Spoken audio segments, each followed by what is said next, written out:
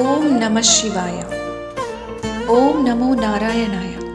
మీ భక్తియుక్తి ఛానల్కు స్వాగతం. ఈ పవిత్ర కార్తీక మాసంలో భగవంతుని లీలామృతాన్ని మనం ఆస్వాదించబోతున్నాం. కార్తీక పురాణం విన్నా చదివినా కలిగే ఫలితాలు అనంతం. ఈ మాసంలో ప్రతిరోజు ఒక అధ్యాయం చొప్పున కార్తీక పురాణాన్ని నిత్య పారాయణ చేసుకుంటున్నాం.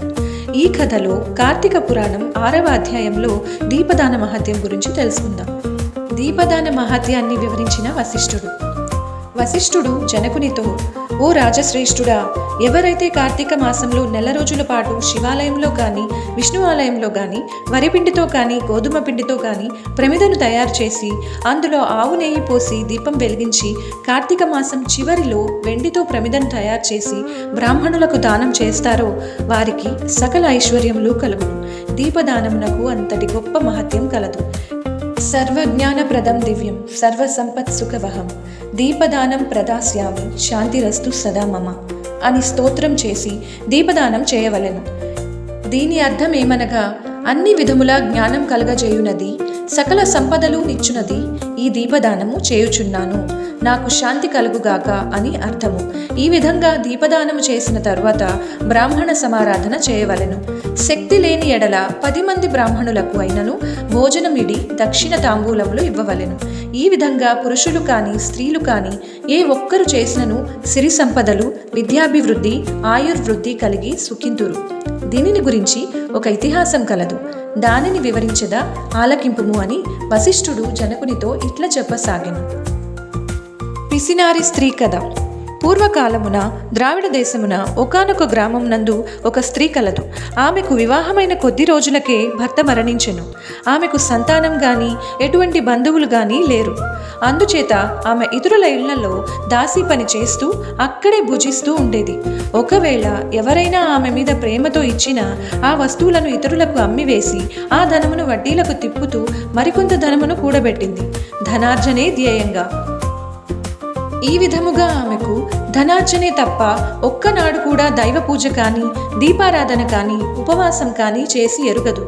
పైగా వ్రతములు, ఉపవాసములు, తీర్థయాత్రలు చేసే వారిని హేళన చేస్తూ ఉండేది. ఎవరికీ పిడికెడు బియ్యం కూడా పెట్టి ఎరుగదు. తిని తినక ధనము కూడబెట్టడం ఒక్కటే ధ్యేయంగా జీవిస్తూ ఉండేది. ఇలా కొంతకాలం గడిచిన తర్వాత ఒక బ్రాహ్మణుడు శ్రీ రంగనాయకులను కొలవడానికి శ్రీరంగానికి వెళుతూ మార్గమధ్యంలో ఆ స్త్రీ ఉన్న గ్రామంలో ఒక సత్రమునందు మజిలీ చేసెను. పిసినారి స్త్రీకి బ్రాహ్మణుని హితబోధ.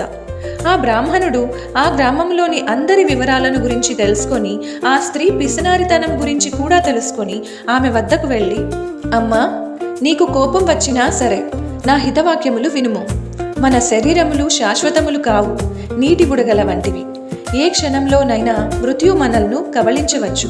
పంచభూతములు, సప్తధాతువులతో నిర్మించబడిన ఈ శరీరంలో ప్రాణం జీవం పోగానే చర్మం, మాంసం కుళ్ళి దుర్వాసన కొట్టి అసహ్యముగా తయారవుతుంది. అటువంటి ఈ శరీరం నిత్యమని నీవు భ్రమలో ఉన్నావు. అది అజ్ఞానంతో కూడిన దురాలోచన. మానవుడు ఈ శరీరమే శాశ్వతమని నమ్మి అంధకారంలో పడి కొట్టుకుంటున్నాడు. కావున ఇప్పటికైనా నా మాటను ఆలకించి నీవు తినక ఇతరులకు పెట్టక కూడబట్టిన ధనమును పేదలకు దానధర్మములకు వినియోగించి పుణ్యమును సంపాదించుకొను. ప్రతిదినము శ్రీమన్నారాయణుని సేవించి మోక్షము పొందుము. కావున ఇప్పటికైనా నా మాటను ఆలకించి నీవు తినక ఇతరులకు పెట్టక కూడబెట్టిన ధనమును పేదలకు దానధర్మములకు వినియోగించి పుణ్యమును సంపాదించుకొను.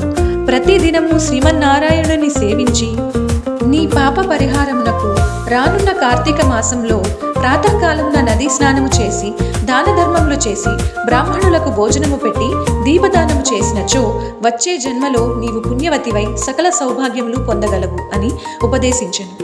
దీపదానం చేసి మోక్షం పొందిన పిసినారి స్త్రీ.